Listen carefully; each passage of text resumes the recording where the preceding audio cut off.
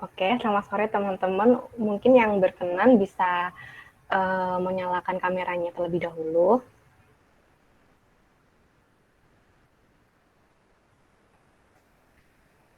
Sembari menunggu teman-teman yang lain untuk gabung, langsung aja aku buka acara pada sore hari ini. Assalamualaikum warahmatullahi wabarakatuh. Waalaikumsalam warahmatullahi wabarakatuh. Waalaikumsalam warahmatullahi wabarakatuh. Waalaikumsalam warahmatullahi Salam wabarakatuh. sejahtera untuk kita semua. Selamat sore teman-teman yang udah bergabung. Terima kasih banyak antusiasnya teman-teman. Insya Allah pesertanya juga hari ini tuh lebih dari 100. Jadi selamat datang buat teman-teman yang udah bergabung di acara webinar seri 1 yang diadakan oleh Zahrapedia sendiri. Acara ini diadakan dalam rangka memperingati anniversary yang ke-1 tahun Zahrapedia. Nah, sebelumnya pada sore hari ini, perkenalkan saya Angelika Kusumawardani, mahasiswi Universitas Negeri Yogyakarta, jurusan Ilmu Komunikasi. Dan pada sore hari ini saya akan menjadi moderator yang akan bersamai teman-teman dan juga pemateri pada sore hari ini. Sebelumnya mungkin teman-teman pasti pengen tahu dong apa itu Zahrapedia. Dan izinkan saya untuk memberikan penjelasan sedikit mengenai apa itu Zahrapedia kepada teman-teman. Dan kiranya nanti apa yang aku sampaikan nanti bisa teman-teman terima dan bisa menggugah hati teman-teman.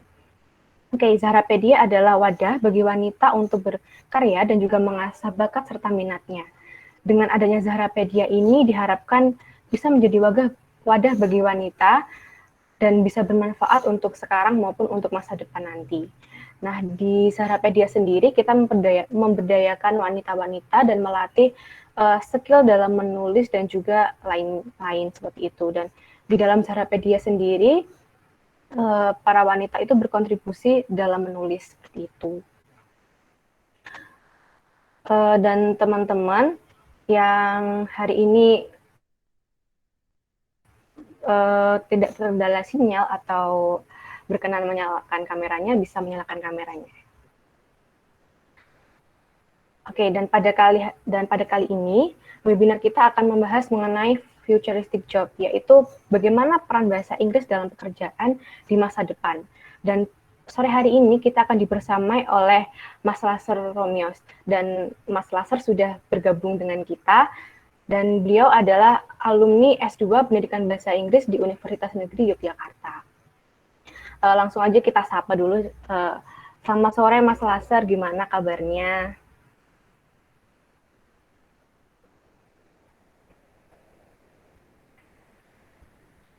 Oh ya.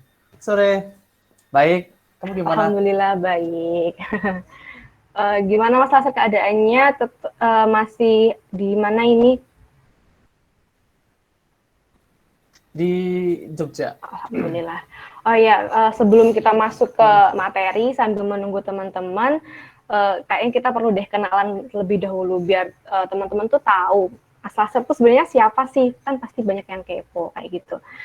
Oke, karena dari namanya aja udah ini gitu ya, Mas Laser Romias gitu. Pasti teman-teman pengen tahu dong, sebenarnya tuh Mas Laser tuh asalnya tuh dari mana sih, orang mana kayak gitu.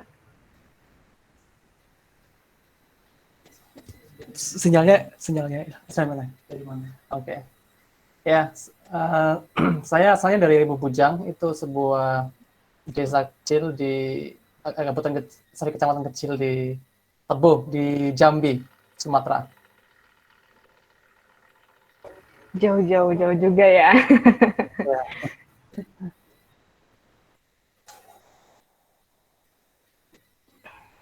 Oh ya, nah aku juga kepo nih sama. Sebenarnya tuh Mas Laser tuh dulu gimana sih jenjang pendidikannya gitu, di mana dulunya dari awal menjajaki dunia pendidikan gitu, sampai sudah lulus S2 kayak gitu. Ya, dulu saya satu di Universitas Jambi atau UNJA, ambil pendidikan bahasa Inggris. Pertamanya sih pengennya di ini ya, penerjemahan ya, namanya interpreting and translation studies. Pengennya jadi pemandu gitu, cuman kayaknya di sana nggak ada, akhirnya milih pendidikan bahasa Inggris. Nah, terus lanjutlah S2, juga jurusan pendidikan bahasa Inggris karena saya kira kalau nggak linear nanti susah cari kerja, ya udah ambil pendidikan bahasa Inggris. Keren-keren. Ya. Eh, aku juga pengen tahu, buat memotivasi teman-teman juga, ini nih, bisa nih sedikit cerita apa pencapaian apa yang udah Mas Laser capai dari prestasi akademik ataupun non akademiknya Mas Laser kayak gitu. Bahkan. Untuk untuk akademiknya mungkin ini ya, saya bisa lulus tepat waktu gitu. Jadi di antara S1, S2 itu saya lulus tepat waktu, itu batch pertama. Bahkan S2 saya lulus yang pertama gitu, dari sekitar 40 siswa. Terus untuk non-akademik mungkin kebetulan saya pernah dikirim ke Malaysia untuk pertukaran pemuda antar negara di tahun 2011. Nah, itu salah satu modalnya ya bahasa Inggris gitu. Keren-keren, mantap. Semoga bisa motivasi teman-teman juga ya yang pengen ke luar negeri juga. Kira-kira pasti banyak di sini juga yang pengen juga bisa ke luar negeri kayak gitu. Yeah. Oke, dan mungkin teman-teman juga udah banyak yang bergabung. Langsung aja, nggak perlu lama-lama lagi. Pada sore hari ini acara akan kita mulai. Dan untuk Mas Laser nanti akan menawarkan materinya.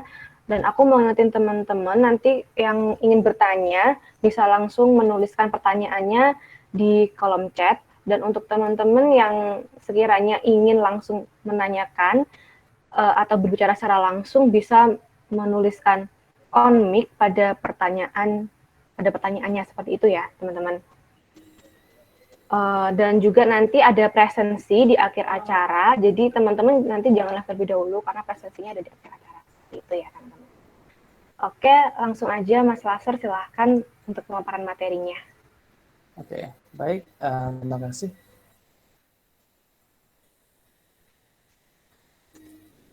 Saya displaykan dulu presentasinya. Oke, dalam kesempatan kali ini saya akan membahas mengenai peran bahasa Inggris dalam pekerjaan di masa yang akan datang. Gitu. Seperti yang kita ketahui bahwa bahasa Inggris dari dulu hingga sekarang sangat dibutuhkan, apalagi untuk zaman sekarang ini bahasa Inggris sangat-sangat membantu kita dalam mengembangkan diri dan juga mengekspresikan diri. Terus next. Nah, mungkin kita akan flashback sebentar mengenai revolusi industri 4, di mana kita sebagai mahasiswa itu dituntut untuk berpikir kritis, kreatif, berkomunikasi dengan baik, dan berkolaborasi. Nah, misalnya saya sendiri itu adalah calon dosen gitu ya. Calon dosen itu harus mendidik calon guru untuk memiliki kemampuan ini sehingga mereka akan mengaplikasikannya di pendidikan nanti di sekolah. Nah, berpikir kritis, kreatif itu sangat diperlukan dan sayangnya di Indonesia ini pengajaran di kita masih belum diimplementasikan karena yang saya lihat itu kurikulum dan materi-materinya masih belum mengarah ke sana. Dan untuk berkomunikasi dengan baik itu juga di sekolah belum dengan baik, apalagi berkolaborasi sudah tapi sedikit. Nah, ketika semua skills ini belum diimplementasikan dengan baik, maka siswa-siswa atau generasi mendatang itu memiliki kendala dalam menghadapi tantangan yang akan ada di masa depan, baik tantangan masalah secara umum ataupun tantangan mencari pekerjaan di masa yang akan datang. Nah, ada beberapa hal yang menyebabkan keempat hal ini tidak tidak bisa atau belum bisa diimplementasikan dengan baik di Indonesia. Ini saya kemarin melakukan penelitian 2 kali di Jogja dan hasilnya akan seperti ini. Mengapa ini terjadi? Next. Aduh, benar ya. Sorry. Oke, kita akan membahas mengenai bahasa dan budaya. Seperti kita ketahui bahwa bahasa dan budaya itu memiliki kaitan dengan erat. Karena bahasa Inggris itu memiliki budaya tersendiri dan bahasa Indonesia juga memiliki budaya tersendiri. Nah, di dalam mempelajari bahasa, maka kita tidak bisa lepas dari budaya.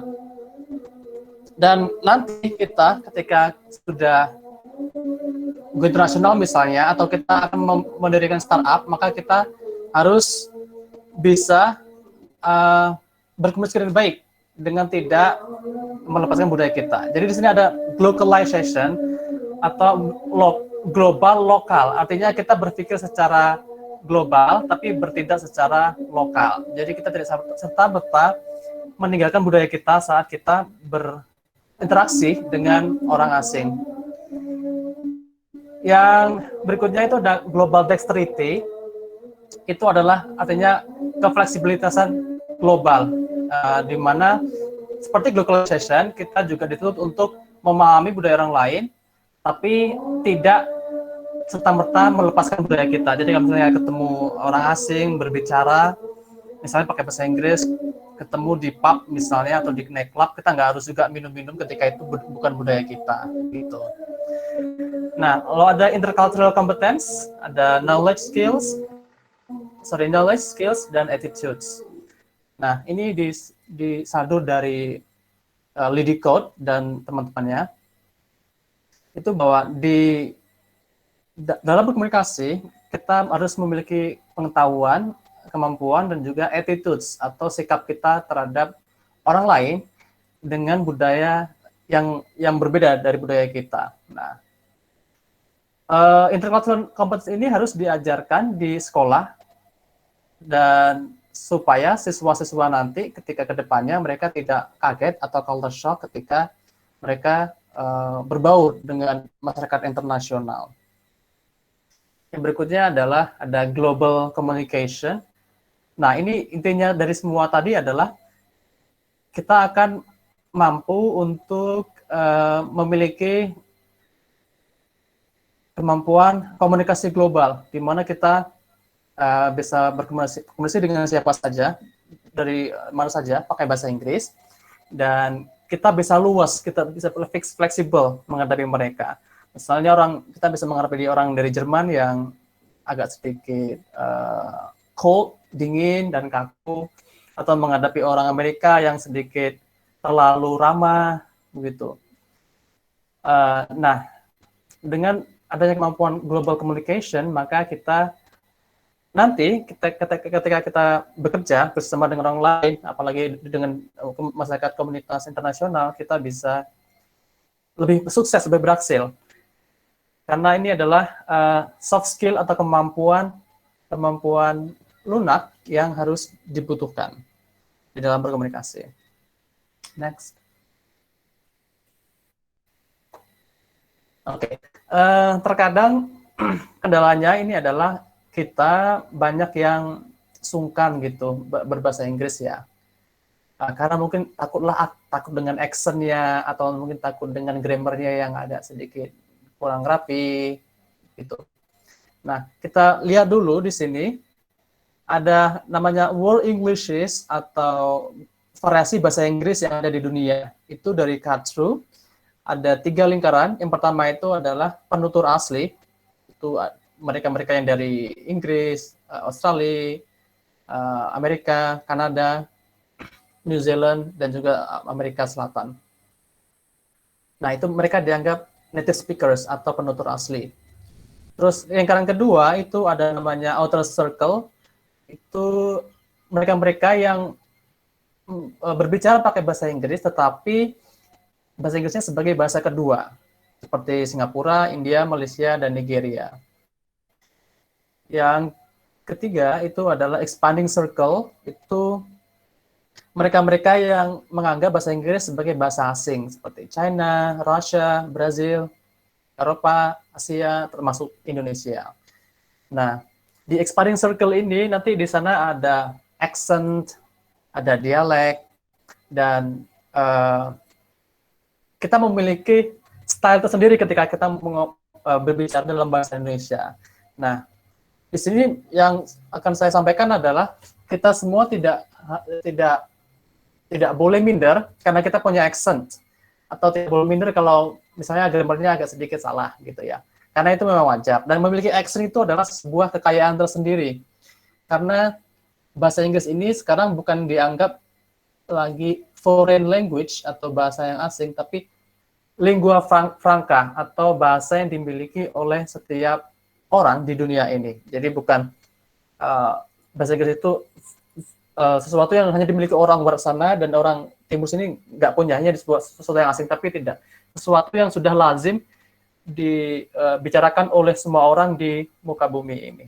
Jadi bukan foreign. Dan kita tidak harus sungkan atau malu ketika kita berbahasa Inggris memiliki accent sendiri. Accent itu adalah sebuah identitas kita yang harus kita banggakan. Begitu. Okay, next. Oke. Nah, ada beberapa problem yang muncul dalam pembelajaran bahasa Inggris. Ini hasil studi saya untuk tesis kemarin.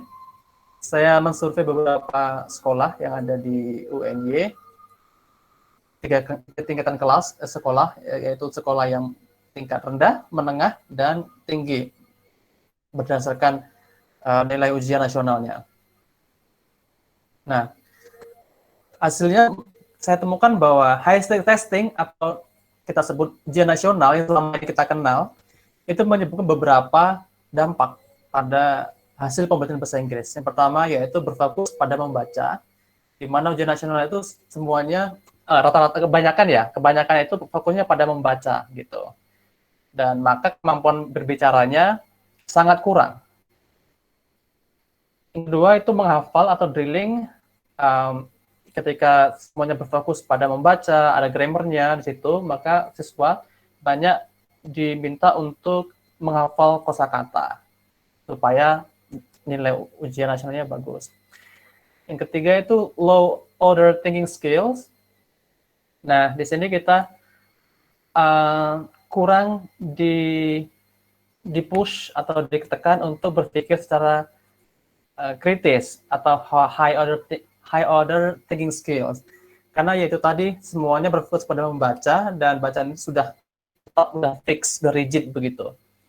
Dan kita bisa lihat di sini ada di PISA atau ini adalah sebuah kompetisi di mana kita diuji kemampuan matematika, literasi, dan sains. Di tahun yang kemarin 2018 kita ada di peringkat 72 dari 78 negara peserta.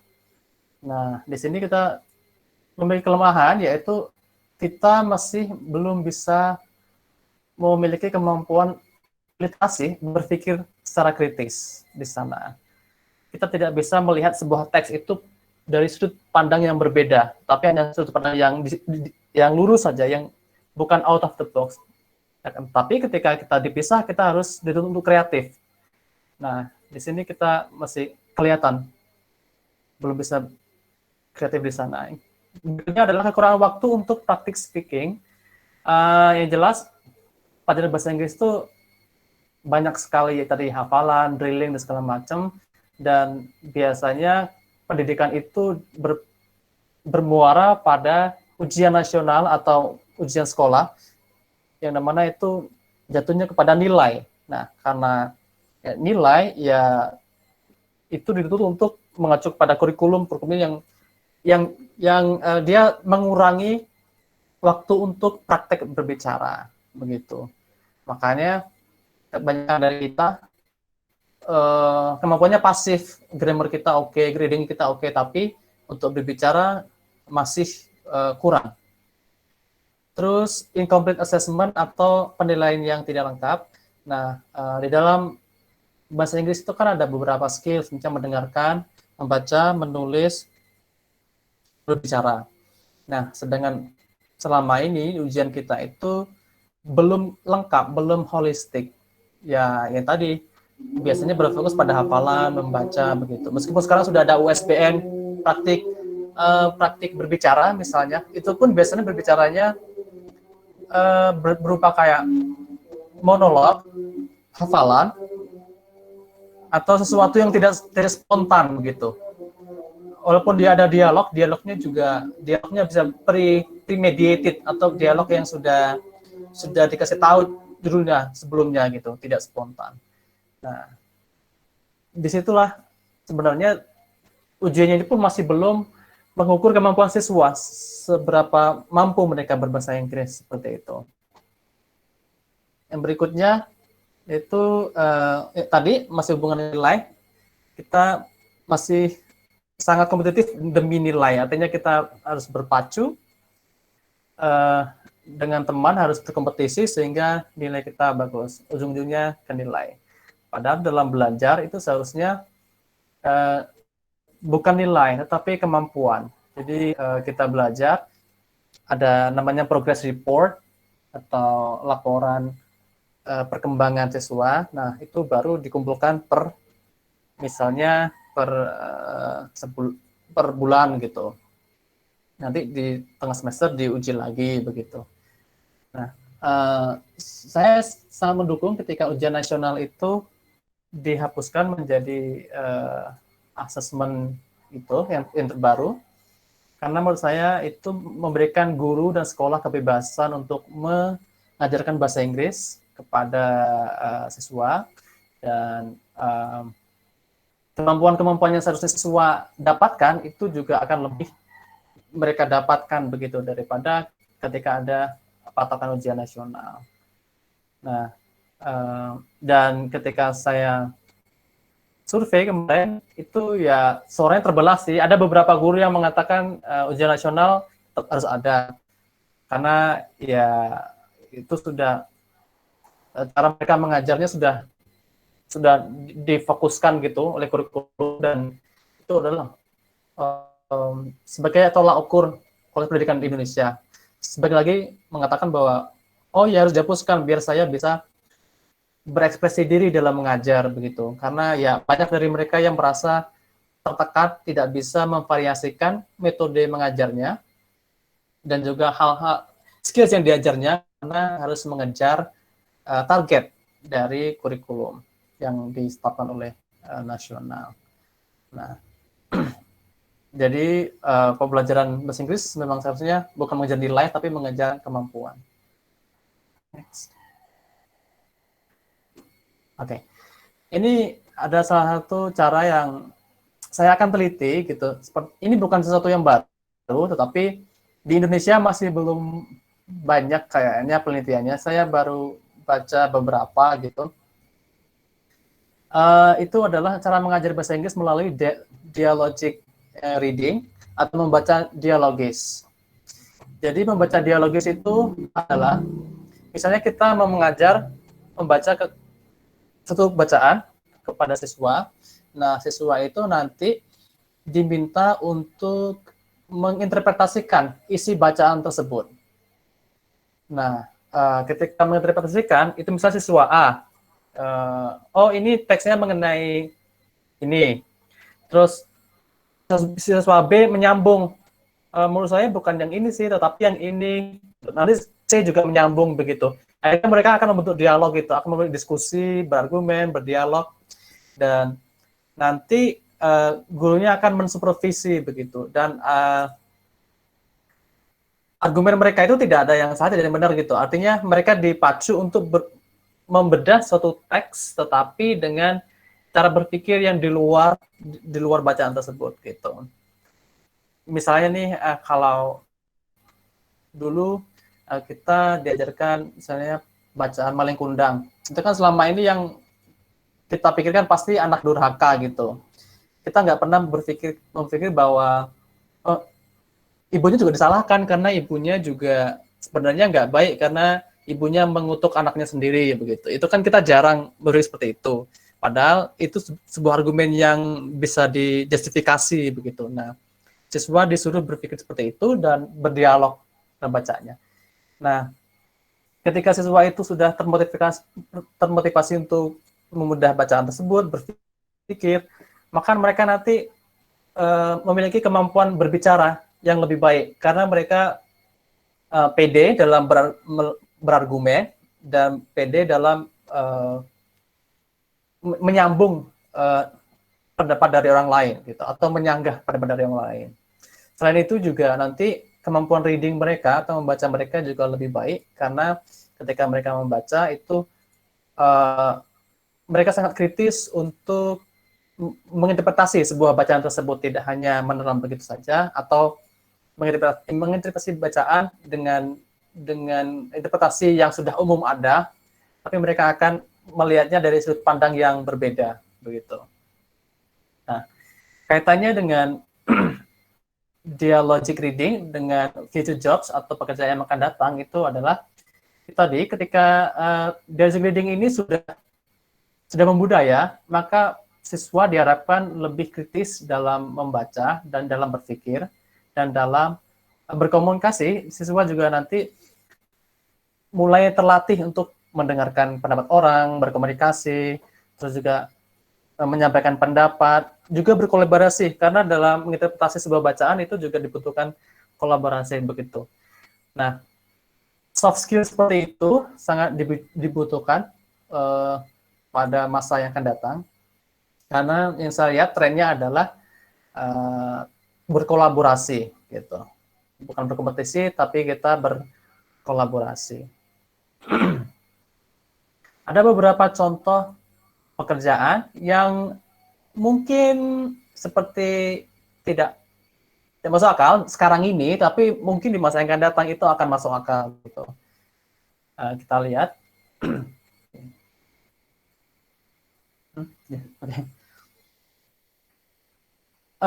Pekerjaan-pekerjaan yang akan datang itu biasanya dia akan lebih efisien terhadap waktu, efisien terhadap tenaga, dan juga efisien terhadap materi. Dan pekerjaannya tentunya tidak lepas dari cyberspace atau dunia cyber, artificial intelligence, atau intelligence buatan, dan juga Internet of Things, internet untuk segalanya. Nah, kayaknya kacau deh. Di sini kita akan dituntut untuk berkolaborasi dengan orang lain, dan kita akan menghasilkan sebuah karya yang bagus. Kita lihat di sini misalnya ada pekerjaan startup untuk virtual reality devices. Di sana misalnya kita akan memberikan perusahaan seperti itu, maka tentu kita akan berkomunikasi dan berkomunikasi dengan orang lain, dan bahasa Inggris adalah salah satu tool untuk membawa kita ke sana gitu. Atau robot dengan aksen bahasa Indonesia. Nah, itu bisa jadi aja misalnya kita akan dilayani oleh robot dengan bahasa Inggris misalnya, tapi kita maunya beraksen Indonesia karena lebih paham gitu. Nah, bisa saja kan. Berikutnya.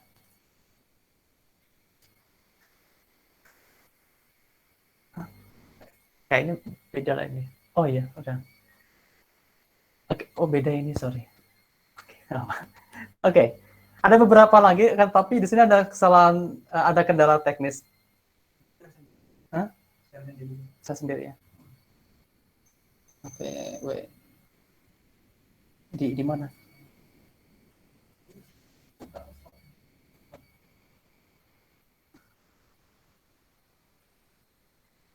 Sana. Di mana? Tap ya. Tap ya.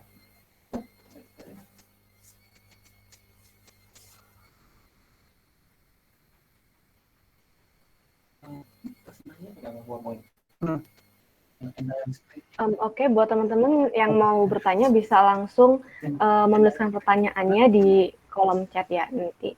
Karena ini masih ada, mungkin ada beberapa kendala. Jadi buat teman-teman yang mau bertanya langsung aja nanti kirim di kolom komentar dan akan saya bacakan. Dan untuk teman-teman yang mau langsung bertanya secara langsung, bisa menuliskan on mic di sebelah pertanyaannya, seperti itu ya teman-teman.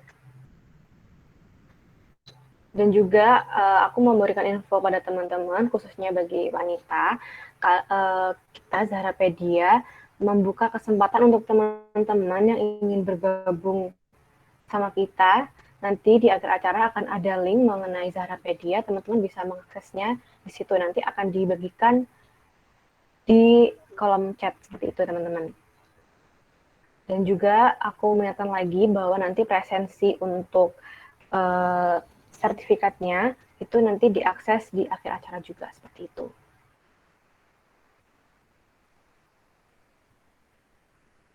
Ini udah ada beberapa pertanyaan yang masuk. Mungkin Mas Laser masih akan menyampaikan beberapa tambahan. Nanti kita kumpulkan terlebih dahulu dan nanti akan kita bahas. Oke.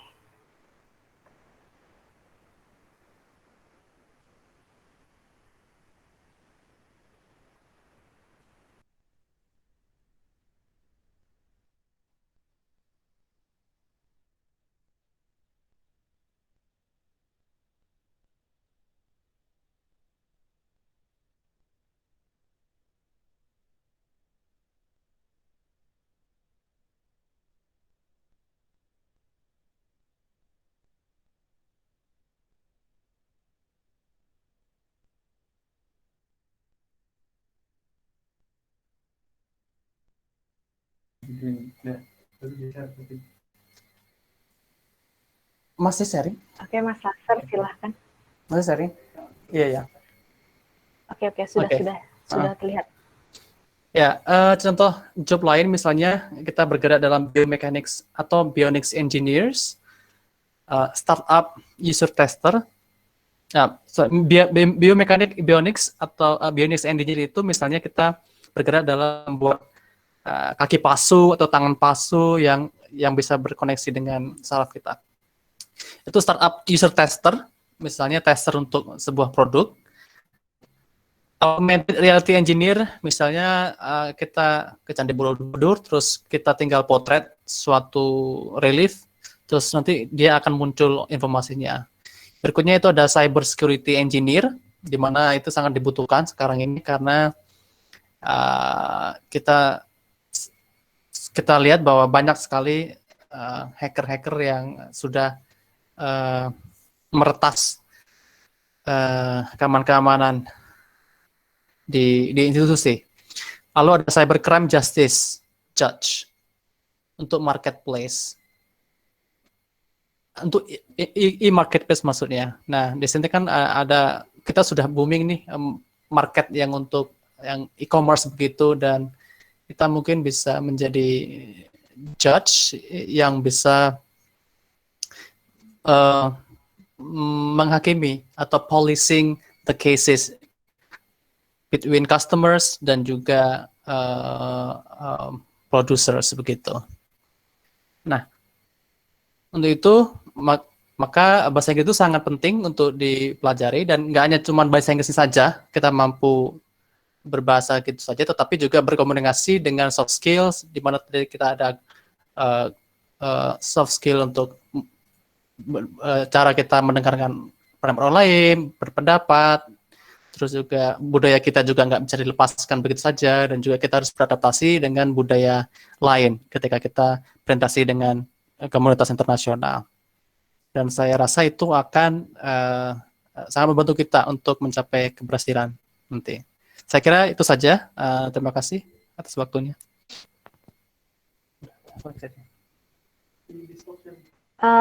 Oke, Mas Laser, materinya yang luar biasa banget, keren-keren, ajib.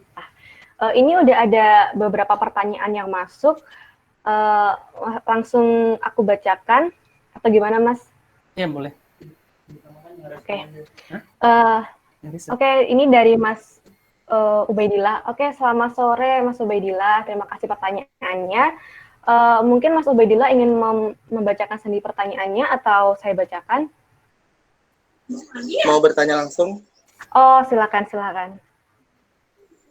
Pertanyaannya, bagaimana cara meningkatkan kemampuan kita bahasa Inggris kita dari intermediate ke expert dalam bidang reading dan listening.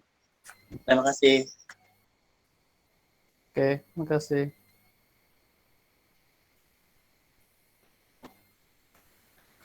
Oke, ini dijawab langsung atau bagaimana?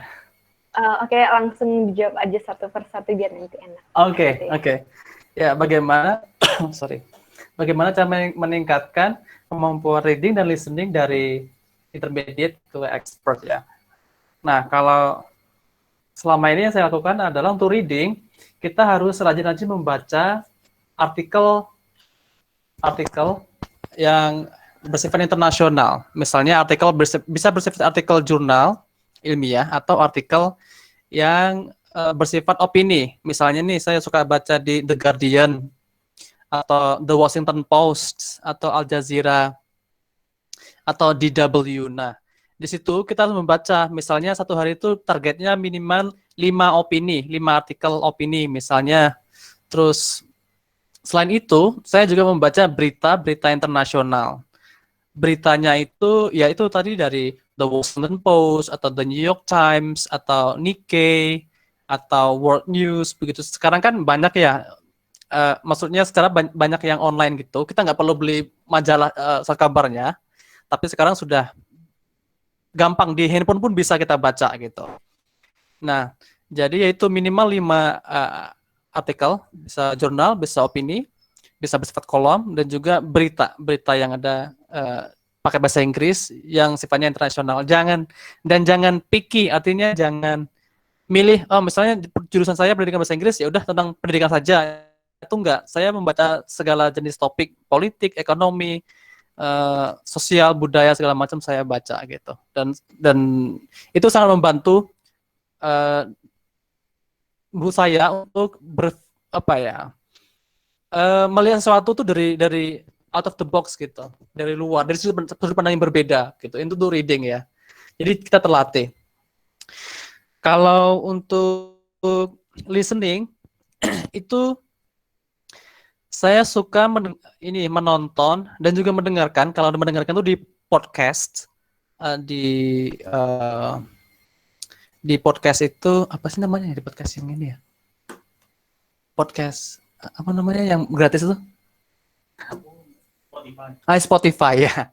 Spotify. Ya, saya suka di Spotify itu kan banyak banget ya, ada acara-acara untuk kriminal, acara-acara untuk kehidupan sehari-hari. Nah, itu bisa didengarkan. Sekarang kan gratis juga gitu ya di handphone. Nah, selain itu juga saya juga ini mendengarkan dokumentari. Saya suka nonton sambil mendengarkan pastinya. Itu film-film dokumenter. Saya sarankan untuk nonton ini DW atau DW dokumenter, itu bagus-bagus. Nah, dengan begitu saya merasakan bahwa setiap hari saya minimal 1 film dokumenter. Nah, itu selain pengetahuan juga listening kita bisa bertambah begitu. Kalau misalnya masih belum harus pakai teks bahasa Indonesia, ya usahakan pakai bahasa Inggris di teksnya bahasa Inggris gitu. Lama-lama nanti teksnya hilang sendiri gitu. Kalau saya begitu. Sekarang sudah nggak pakai teks, alhamdulillah sudah 99,9% paham begitu. Tapi mungkin orang beda ini ya, beda cara ya. Ada juga temen yang sukanya pakai stand up comedy, atau orang ada yang pakai lagu gitu kan, sambil dengar lagu sambil baca liriknya gitu-gitu sambil memahami begitu. Nah, kalau saya bukan seperti itu, tapi lebih yang serius, misalnya ke dokumenter gitu. Nonton film biasa sih pernah, tapi nggak seintens yang film dokumenter gitu. Kalau saya rasakan itu sih, jangan sampai bosan untuk menonton film dokumenter yang pakai bahasa Inggris. Banyak kok di YouTube atau di Netflix. Saya rasa itu jawabannya. Oke, mantap. Gimana Mas Ubaidillah, untuk pertanyaannya sudah bisa diterima atau masih ada pertanyaan lagi?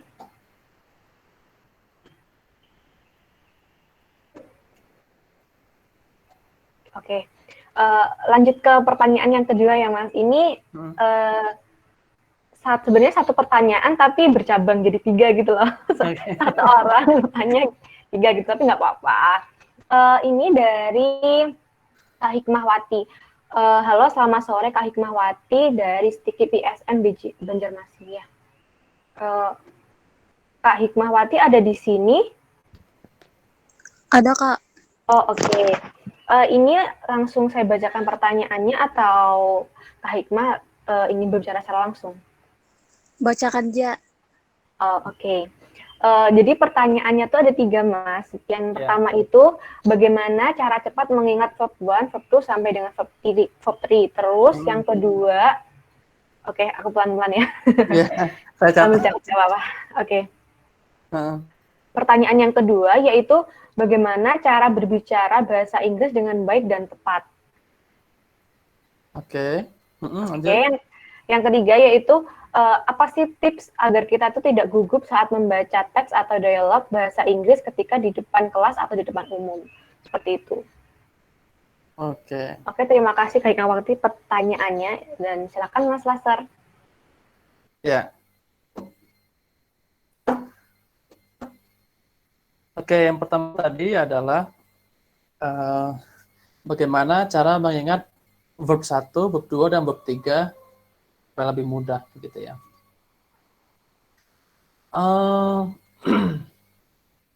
Kalau saya waktu itu melihat kamus zaman dulu ya, zaman saya SMP itu tahun 2004. Nah, itu baca di kampus di tengah-tengahnya itu kan ada bab 1, bab 3 gitu. Nah, itu saya baca setiap hari. Misalnya go, when, gone, atau write, wrote, written. Nah, seperti itu. Terus itu saya masih belum kenal internet ya. Internet masih jauh dari peradaban saat itu karena di desa kan. Nah, karena saya antusias gitu, saya nggak pantang menyerah. Pokoknya harus bisa ini. Jadi tiap hari itu saya baca kamus tuh, saya baca terus.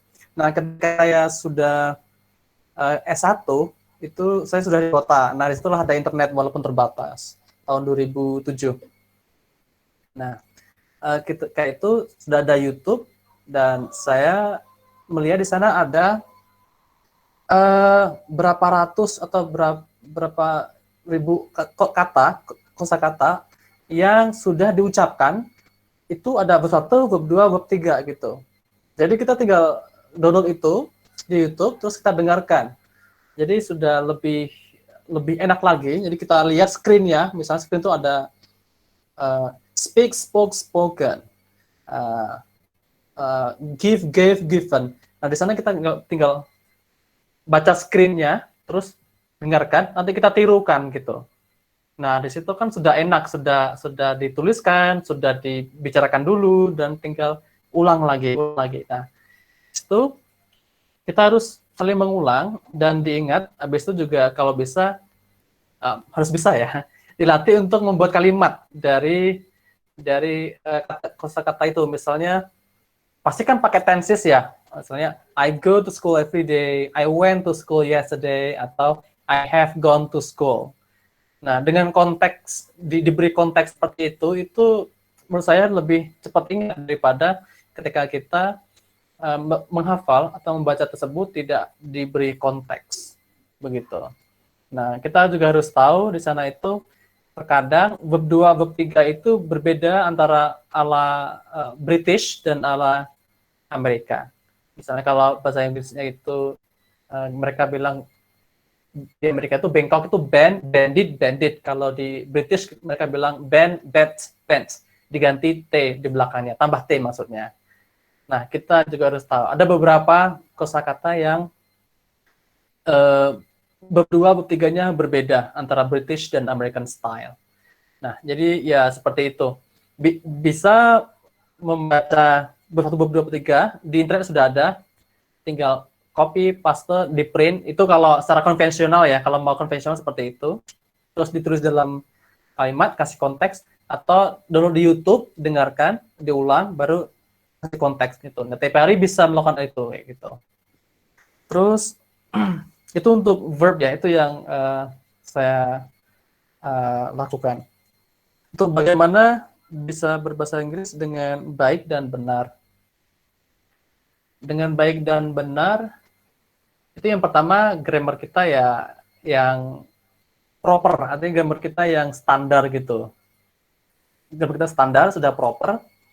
Dan yang kedua, itu adalah pengucapan atau pronunciation. Pronunciation-nya juga harus yang standar. Yang standar ini bukan berarti kita harus betul-betul mirip kayak orang Inggris ngomong, atau orang Amerika ngomong, atau orang Australia ngomong, tapi pengucapan yang benar.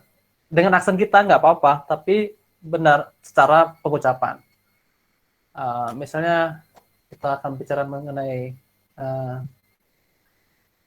apa ya yang bisa ada aksennya di Indonesia. Great, great, great. Misalnya kita ngomong great, ada sedikit R-nya sih nggak apa-apa sebenarnya. Asal bener gitu lah. Tapi kalau kita great, great ngomongnya great gitu kan memang salah total begitu. Tapi kalau masih great, masih gitu bener gitu. Nah, artinya aksen itu tidak harus menjadi sesuatu yang membuat kita nggak pede dalam berbicara gitu. Malah lebih oke ketika kita ada aksen. Nah,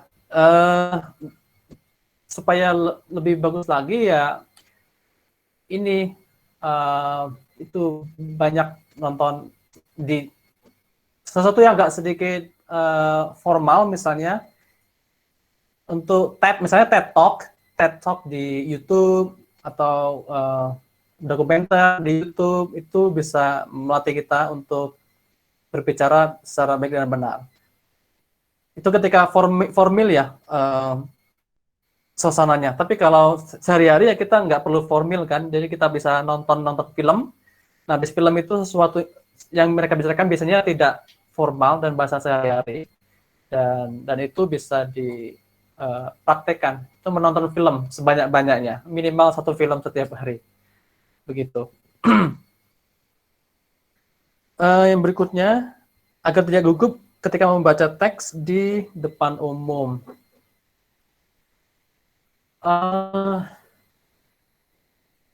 Agar tidak gugup membaca teks. Itu menurut saya ya, iya latihan begitu. Latihan ketika kita, misalnya kita disuruh bacaan itu, gini, ketika kita banyak sudah terbiasa membaca teks, misalnya dalam bahasa Inggris, itu biasanya nanti kosakatanya juga nggak terlalu banyak yang berbeda. Artinya kita akan sudah terbiasa membaca bacaan tersebut.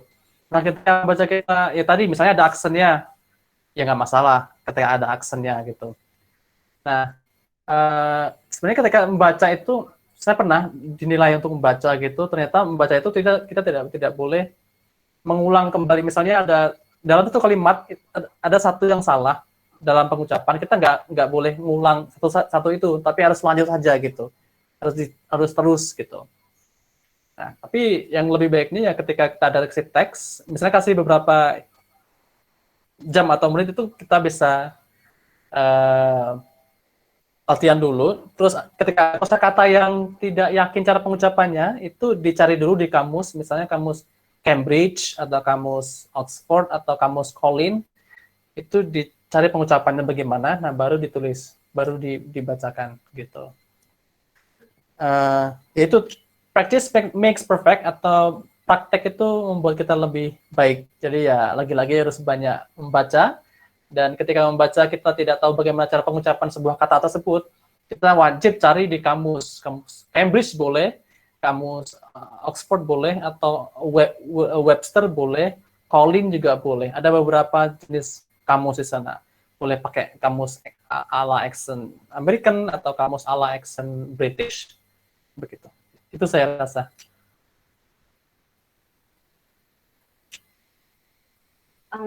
Oke, mantap sekali.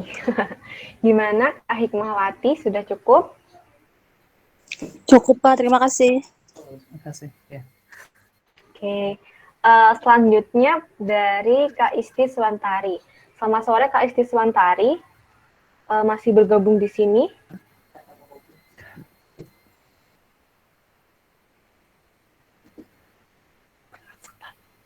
Kak Isti? visual.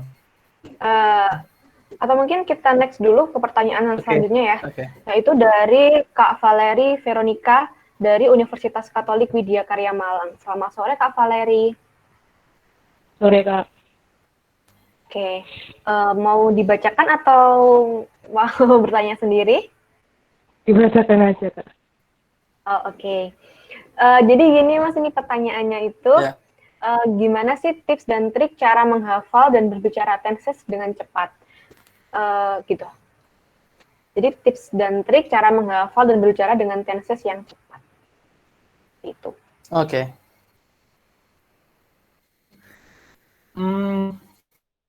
Tenses ya. Tenses. Kalau tenses itu kan yang saya ingat itu ada 16 jenis tenses. Tapi jangan khawatir karena native speaker itu tidak akan menggunakan ke-16 tenses gitu ya dalam bicara sehari-hari. Paling-paling ya sekitar 6 atau 7 itu udah mentok sekali gitu. Jadi kalau trik saya itu adalah menghafal sekitar 5 tesis pokok yang harus kita ketahui. Misalnya di sana ada simple past tense, past continuous tense, lalu ada present tense, present continuous tense, future tense, future continuous tense. Nah, seperti itu. Itu menurut saya yang basic, yang pokok begitu. Nah, nanti yang ke-7 sampai 16 itu sebenarnya adalah gabungan dari yang ke-6 tadi begitu. Nah, ketika yang 6 basic tadi sudah paham, itu nanti sudah gampang mengembangkannya. Nah, kalau untuk metode yang saya pakai dulu, saya suka membuat kalimat gitu, misalnya di past tense. Terus saya membuat kalimat mengenai apa yang saya lakukan kemarin gitu, yang betul saya lakukan gitu. Saya tulis misalnya I drank a glass of coffee. Nah, begitu. Nah, itu untuk past tense-nya. Misalnya untuk future-nya, mungkin besok saya akan kemana gitu. Misalnya, I will go to the mosque tomorrow. Nah, itu saya langsung praktekkan membuat kalimat, tetapi kalimat itu sesuatu yang akan saya lakukan gitu, atau yang sudah saya lakukan gitu. Nah, untuk past tense, present tense, continuous tense, masa akan datang, masa lampau, masa sekarang, itu bisa dibuat kalimat yang akan terjadi atau sebelum terjadi atau sedang terjadi yang kita rasakan begitu ya. Nah, tentunya kita harus melihat pola tensisnya kan, pola tensisnya ya kita bisa pahami polanya dengan mensituasikan mindset kita ke dalam tensis tersebut. Misalnya, kita akan bicara sesuatu yang terjadi di masa yang lampau gitu. Berarti dia berdua untuk positifnya, negatif dan interrogatifnya itu verb 1. Tambah did not misalnya. Terus untuk future tense misalnya pakai will. Semuanya pakai verb 1, tapi tambah will. Atau continuous tense misalnya verbnya pakai ing, itu berarti terjadi sekarang.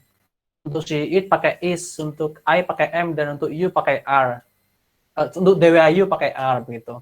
Nah, kita situasikan mindset kita ke dalam tenses itu, dan kita ingat verbnya keberapa gitu. Dan kalau misalnya ada auxiliary atau tambahan, itu apa tambahannya? Misalnya kalau perfect tense itu misalnya pakai have atau has gitu. Kalau future pakai will. Kalau misalnya untuk past tense itu pakai did not gitu. Nah, itu caranya ya banyakin menulis. Dan untuk bisa lancar berbicara begitu, kita yang pertama kalau bisa itu mencari teman yang juga punya motivasi untuk belajar bahasa Inggris. Mereka antusias untuk berbicara. Artinya kita akan English Club itu istilahnya. Nah, kita jadwalkan misalnya seminggu 2 kali di mana begitu, di sebuah kantin atau di luar perpus atau di area kampus begitu. Dan kita ngomong, misalnya topik sekarang itu mengenai mengenai COVID misalnya. Nah, semua orang nanti giliran untuk bicara dan berargumen seperti itu, pakai bahasa Inggris. Terbata-bata nggak apa-apa, nanti lama-lama kan juga lancar sendiri gitu. Di situ tidak dihakimi, oh kamu kok gini-gini kok kurang bagus segala macam, nggak perlu penghakiman seperti itu. Tapi dikoreksi, saling koreksi saja. Misalnya, oh tadi kayaknya tesisnya kurang benar, tesisnya begini gitu. Kalau misalnya semuanya masih belum berani ngoreksi, ya cari satu orang yang sudah agak bagus bahasa Inggrisnya, nanti bisa sebagai korektor misalnya, seperti itu. Nah, kalau misalnya sulit untuk mencari teman dan ketemu lalu ngobrol begitu, bisa pakai cermin sih, ini cara yang konvensional ya. Pakai cermin begitu, terus kita ngobrol dengan sendirinya di cermin gitu. Saya dulu seperti itu sih waktu SMA kan. SMA ya banyak tugas dan jarang orang yang mau gitu loh ngobrol pakai bahasa Inggris. Nah, salah satunya adalah ya pakai cermin. Kita mensituasikan pikiran kita bahwa kita tuh berdua sama orang, terus kita ngobrol saja begitu. Mungkin kayak orang aneh gitu, tapi ya memang harus begitu gitu ya. Itu yang dijalani. Nah, saya rasa itu pakai cermin kalau susah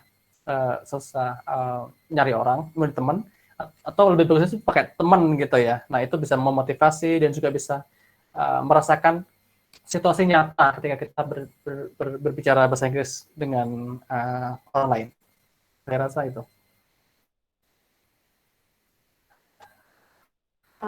Oke. Mantap sekali. Langsung ke next pertanyaan aja dari Kak Rika Prihatin dari Stikes Mitra Husada Karanganyar. Pertanyaannya yaitu, kita tuh kadangkala mau memulai bahasa Inggris, tapi kita tidak tahu apa yang mereka katakan. Jadi bagaimana cara kita untuk mengasah skill itu, Kak? Dan kita tuh bisa paham apa yang mereka katakan dan kunci sukses travel. Travel? Travel. Kunci sukses apa? Travel. Kunci sukses travel maksudnya gimana nih? Kunci sukses travel? Aku ketik aja ya. Ya. Oh, TOEFL, ya. Oke. Dan itu Oke, tadi pertanyaannya gimana bisa kita tuh bisa paham apa yang dikatakan orang dalam bahasa gitu. Inggris kayak gitu. Oke. Dan juga TOEFL ya. Oke. Oke, mungkin saya jawab dulu TOEFL-nya. Kalau TOEFL itu kunci suksesnya adalah berlatih sih. Menurut saya nggak ada tips lain selain berlatih ya. Jadi di TOEFL itu kan ada 3 skills yang diujikan. TOEFL yang biasa ya, paper base ya. Kalau yang paper base yang biasa yang 5.000, tapi kalau yang 1 juta ke atas itu ada yang memang writing-nya biasanya di Jakarta gitu. Tapi saya bicarakan yang 5.000 yang paper base yang biasa kita pakai.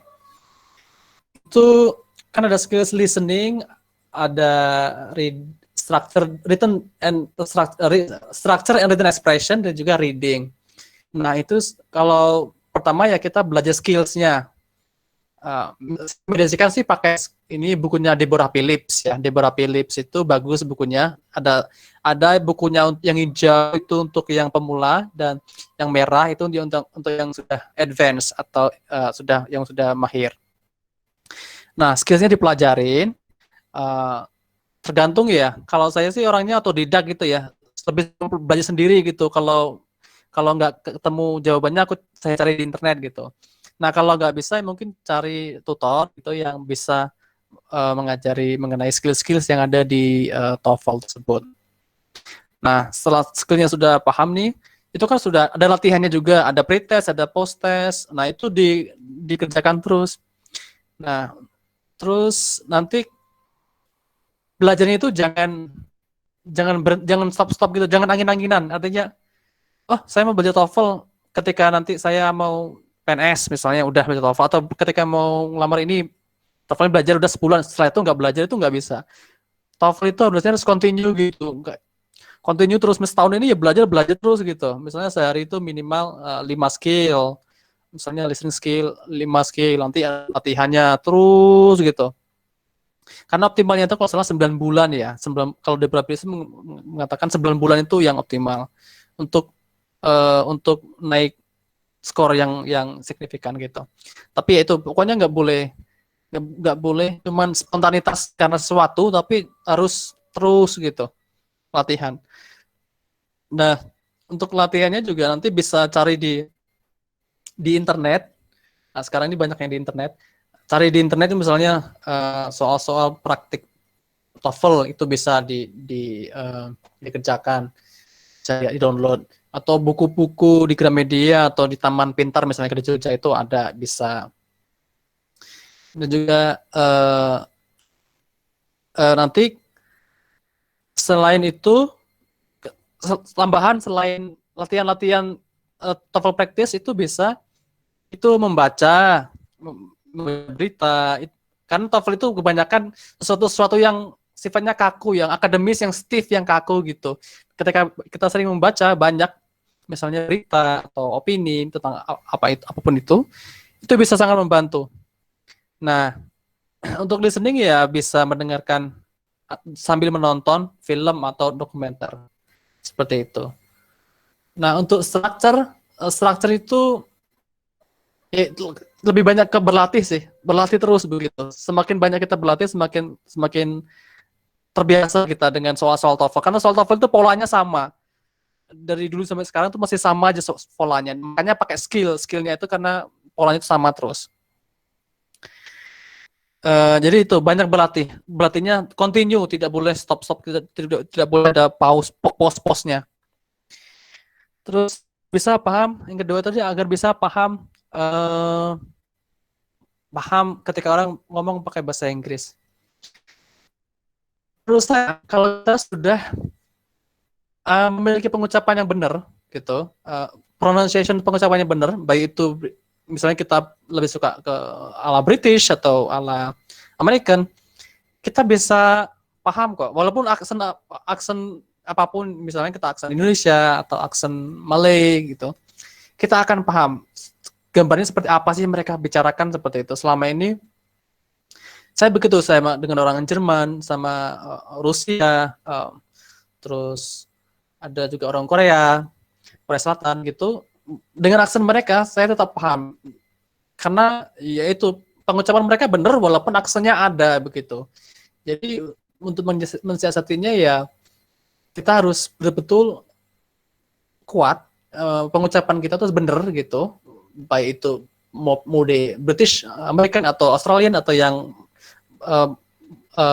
kayak gaya lainnya, tapi benar begitu. Biasanya kalau kita sudah begitu, kita bisa berkomunikasi dengan baik walaupun mereka dari negara manapun, pakai aksen manapun gitu. Tapi memang kalau ada orang yang aksennya itu sangat kental sekali, misalnya aksen Mandarin gitu, mereka ngomong pakai bahasa Inggris tapi kental sekali, itu memang kadang-kadang stuck sih, kita kadang-kadang susah untuk mengerti. Nah, di situ saya biasanya lebih berfokus, lebih berkonsentrasi untuk mendengarkan dan menjawabnya daripada orang-orang yang aksennya lebih sedikit gitu. Tapi itu tadi pronunciation kita atau pengucapan kita kalau sudah benar, biasanya itu bisa untuk berkomunikasi dengan siapa saja dengan aksen apapun. Ya, saya kira begitu. Oke, dari Kak Rika sendiri, bagaimana? Sudah cukup?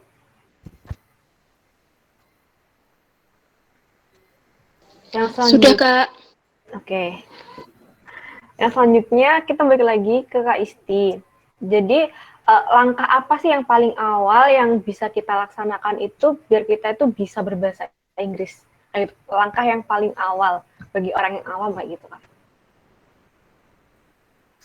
Oke, langkah awal ya.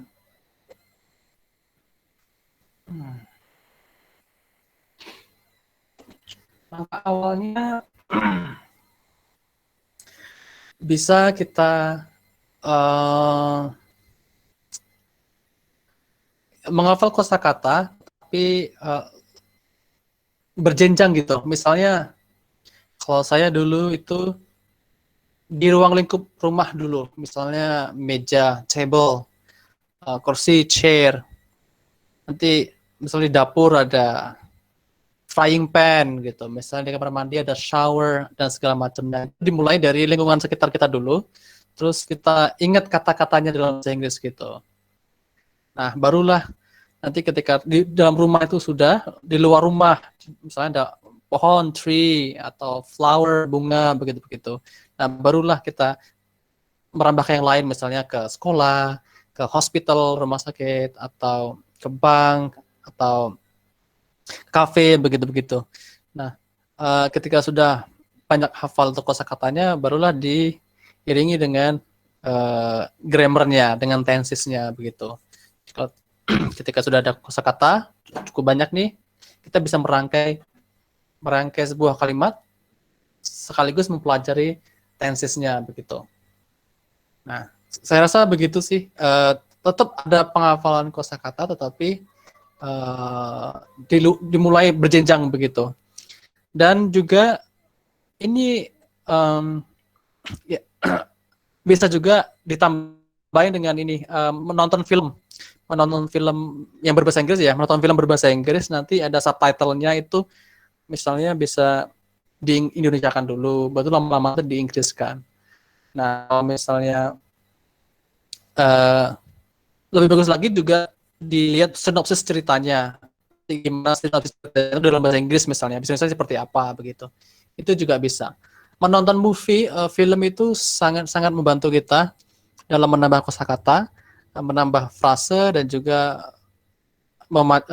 mengasah listening kita juga. Itu menurut saya sangat recommended begitu.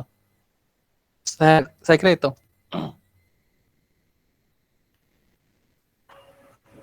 Oke Mas Laser, bolehlah sambil minum-minum dulu. Iya. Tadi aja capek jawab pertanyaannya teman-teman. Enggak juga. Oke, selanjutnya dari Kak Vidya Amalia Tunisa dari SMA Negeri 24 Jakarta. Selamat sore Kak Vidya, masih bergabung di room ini? Sore Kak, masih Kak. Oke. Mau dibacakan atau mau menyampaikan pertanyaannya sendiri? Silakan. Boleh Kak, saya bacain sendiri ya. Oke. Sebelumnya maaf ya Kak, nggak bisa on cam. Aku jaringan lain nggak stabil. Ya, terima kasih sebelumnya atas waktunya yang sudah diberikan dari moderator.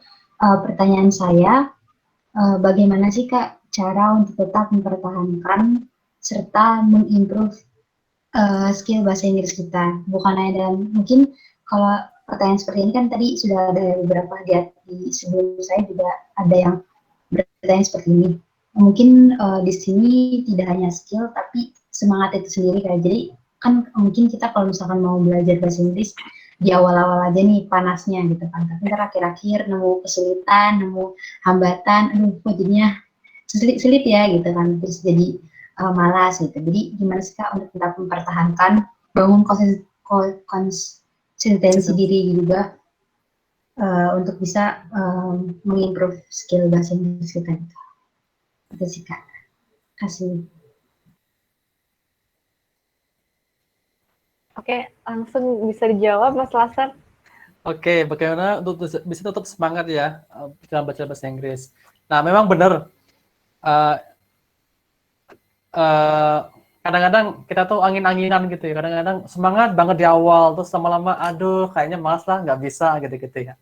Atau kadang-kadang semangat ketika ada tes, misalnya tes CPNS nih harus ada bahasa Inggrisnya, ya udah belajar bahasa Inggris. Setelah itu tinggalkan. Itu sebenarnya cara-cara yang tidak tepat dalam belajar bahasa Inggris. Nah, kalau saya sendiri pribadi untuk semangat itu, saya merasakan bahwa tidak cukup untuk belajar bahasa Inggris ini gitu. Artinya mungkin saya sudah bisa, TOEFL-nya sudah cukup, berbicaranya sudah oke. Tapi saya nggak bisa merasa begitu, kayaknya selalu kurang begitu. Artinya kalau menurut saya harus selalu memperbaiki, harus nambah kosakata baru, harus nambah pemahaman baru mengenai bahasa itu sendiri, dan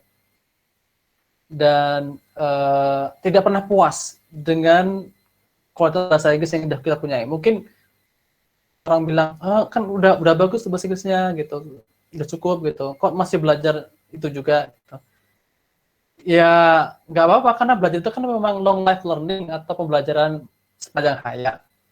Dan sampai sekarang pun saya merasa kemampuan membaca saya itu masih agak kurang, makanya saya selalu membaca. Kemampuan menulis pun juga masih kurang gitu. Saya menulis gitu, praktik menulis. Untuk berbicara juga saya ada punya beberapa teman, itu saya sering calling gitu sama mereka. Satu di Tangsel, Tangerang Selatan, satunya di Jerman.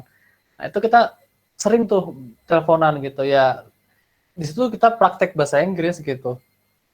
Nah, sampai sekarang pun saya untuk TOEFL, untuk IELTS dan TOEFL, grammar secara umum, saya masih belajar karena merasa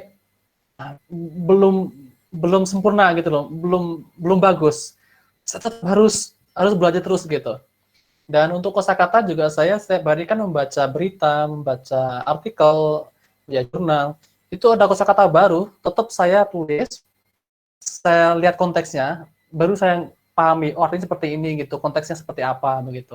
Nah, setiap hari itu saya mengumpulkan kosakata, membaca, mendengarkan, dan merasa bahwa oh ternyata saya masih kurang gitu dari segi pengetahuan dalam bahasa Inggris, dari segi mungkin kelihayan dalam berbicara seperti itu, atau rasa pede kita dalam berbahasa Inggris itu masih belum kurang. Nah, terus setiap hari saya selalu improve, selalu latihan gitu. Saya dari dulu, dari SMP sampai sekarang, saya merasa masih belajar, belum pernah puas begitu sampai sekarang. Itu sih saya rasa mungkin harus jangan cepat puas gitu. Pokoknya improve terus gitu, karena belajar itu long life learning atau pembelajaran hingga akhir hayat, nggak akan ada putusnya. Saya rasa itu. Oke. Gimana Kak Vidya? Sudah cukup? Iya, Kak. Cukup, Kak. Makasih. Oke, semoga bermanfaat. Oke, aku ngingetin buat teman-teman, link untuk presensinya udah ada di kolom chat. Teman-teman bisa ngisi sembari sesi tanya jawab ini. Oke. Selanjutnya masih ada 2 pertanyaan lagi nih, Mas. Dari ini, Kak Hanifah Syafitri dari Universitas Islam Negeri Malang. Selamat sore, Kak Hanifah Syafitri, masih bergabung di sini.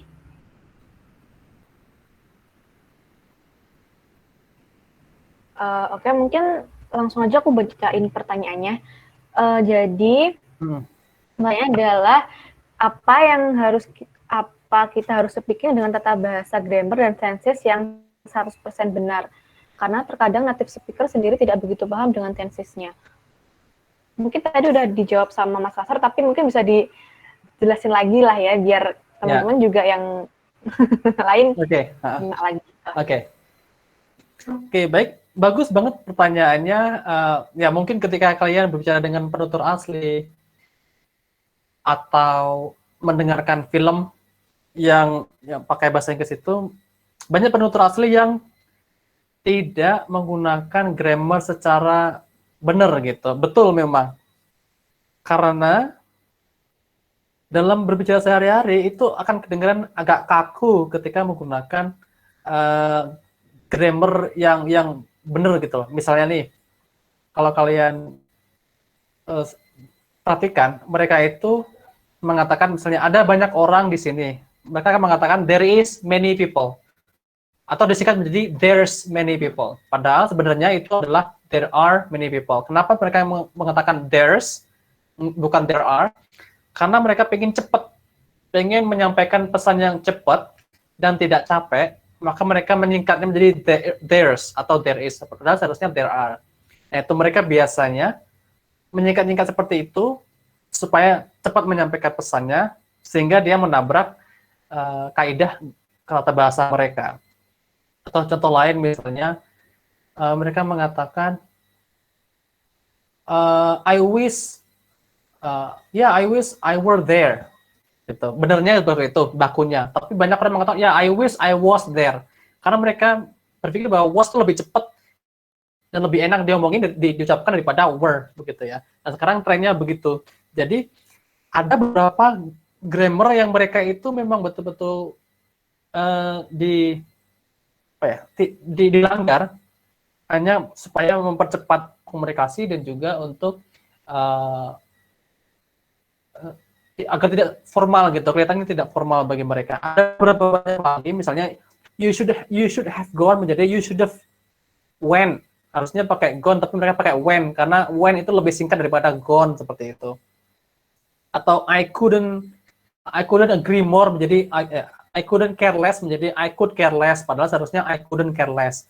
Mereka mengatakan I could care less karena yaitu mereka suka menyingkat seperti itu.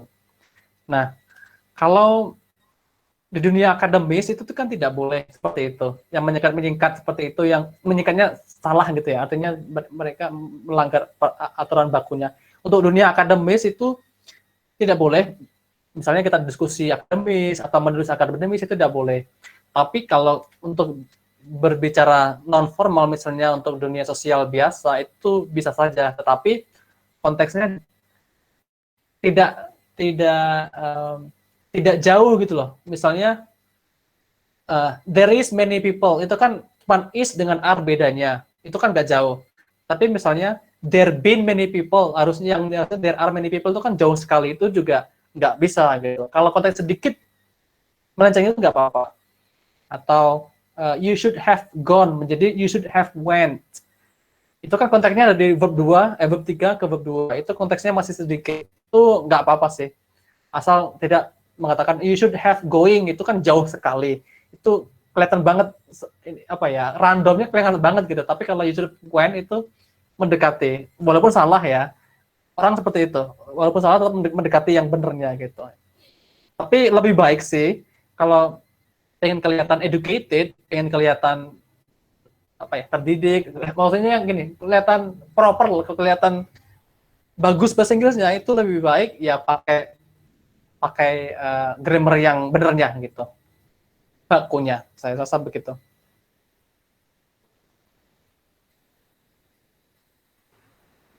Oke. Gimana Kak Hanifah, sudah cukup atau masih ada pertanyaan lagi?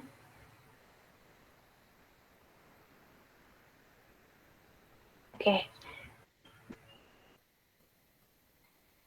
Pertanyaan terakhir sih Kak. Ya. Tapi nggak tahu nanti kalau ada yang bertanya lagi. Ini dari Kak Titin Sumiati. Pertanyaannya yaitu bagaimana cara mengatasi siswa yang tidak respon belajar bahasa Inggris karena beranggapan bahwa bahasa Inggris itu sulit. Seperti itu. Oke. Bahasa Inggris sulit. Mungkin hal yang harus kita lakukan adalah encouragement atau motivasi. Jadi siswa itu dimotivasi bahwa bahasa Inggris tidak sulit dengan diberikan taktik mengajar yang menyenangkan. Misalnya kita bisa mengajarkan mereka itu dengan lagu misalnya. Lagu itu nanti ada lirik atau lirik yang kosong-kosong begitu. Nanti mereka ngisi begitu. Setelah itu nanti kita bahas tuh mengenai makna dari lagu itu. Nah, itu adalah salah satu contoh yang menurut saya itu menyenangkan. Karena mereka akan belajar tapi tidak terasa dengan belajarnya.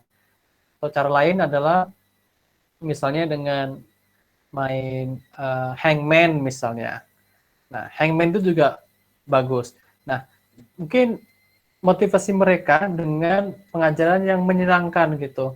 Tidak harus misalnya, oh hari ini kita belajar tes ini, langsung gitu enggak, tapi melalui cara-cara tertentu sehingga mereka itu tidak begitu terasa bahwa mereka sudah belajar tes ini begitu. Tidak direct teaching namanya, tidak belajar langsung begitu, tapi lebih pada ada strateginya seperti itu.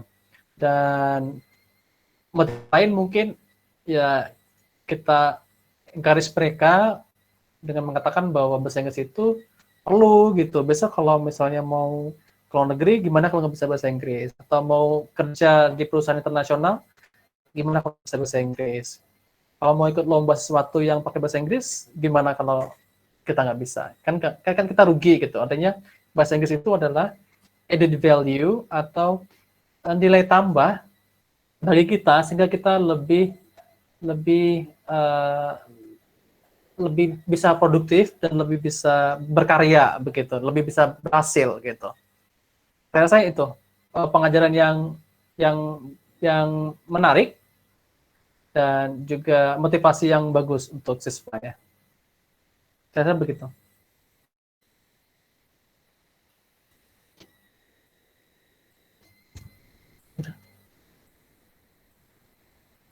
Oke. Bagaimana Kak untuk pertanyaannya tadi udah cukup, jawabannya udah cukup jelas atau masih ada yang dipertanyakan lagi?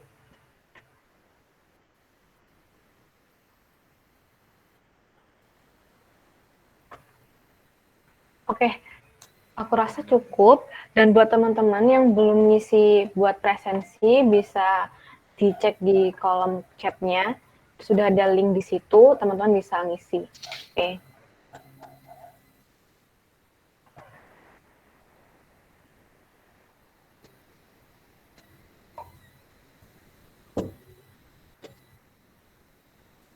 Oke, nggak kerasa nih, sudah lumayan panjang perbincangan kita hari ini. Diskusinya kita udah banyak banget gitu, dari yang gimana caranya kita tuh yang sebagai pemula belajar bahasa Inggris, terus bagaimana kita bisa mempertahankan untuk tetap belajar bahasa Inggris dan nggak merasa puas dan terus belajar kayak gitu, dan juga gimana tadi belajar tenses itu gimana kayak gitu. Dan aku merasa ini juga bermanfaat buat kita nanti ke depannya. Dan apa yang tadi dipaparkan sama Mas itu udah bener-bener ajib banget gitu. Dan aku rasa udah cukup waktunya buat kita berdiskusi. Makasih juga buat Mas Laster yang udah menyempatkan waktunya buat diskusi bareng sama kita. Dan juga bisa berbagi manfaat dan juga ilmu yang udah didapat sama Mas Laser gitu. Dan juga aku juga terima kasih buat teman-teman yang udah bergabung dari awal sampai akhir, dan juga antusiasnya teman-teman yang mau bertanya. Dan ini masih acara yang pertama, dan Zahrapedia masih memiliki acara-acara yang banyak lagi. Jadi teman-teman yang di sini bisa gabung di acara-acara Zahrapedia selanjutnya di webinar series 2 dan juga webinar series 3. Seperti itu. Dan aku rasa sebagai moderator pada kali ini, aku mengucapkan banyak-banyak maaf dari awal sampai dengan akhir. Aku banyak salah kata ataupun perbuatan yang baik aku sengaja ataupun enggak, dan semoga kita bisa bertemu di lain acara. Terima kasih teman-teman. Buat teman-teman bisa meninggalkan room. Assalamualaikum warahmatullahi wabarakatuh. Selamat sore dan selamat beraktivitas kembali. Ya, foto.